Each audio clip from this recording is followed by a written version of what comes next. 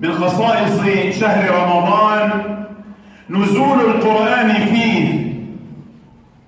نزل القرآن في شهر رمضان، شهر رمضان الذي أنزل فيه القرآن هدى للناس وبينات من الهدى والفرقان.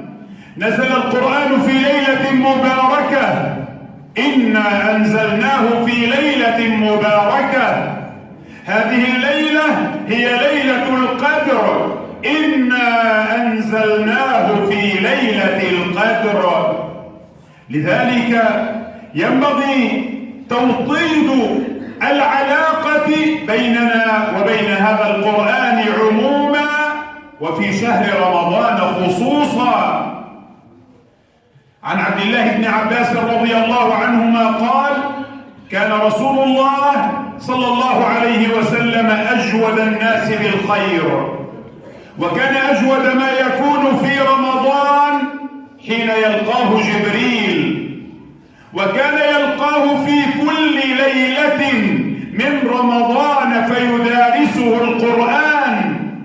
فلرسول الله صلى الله عليه وسلم أجود بالخير من الريح المرسلة. لهذا حثنا النبي صلى الله عليه وسلم على تعاهد هذا القرآن وتوثيق العلاقة والصلة به بقراءته وفهمه وتدبره وتطبيقه والعمل به.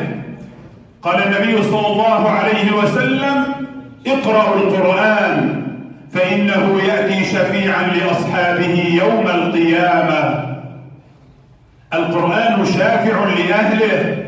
في الحديث عن النبي صلى الله عليه وسلم قال: الصيام والقرآن يشفعان للعبد.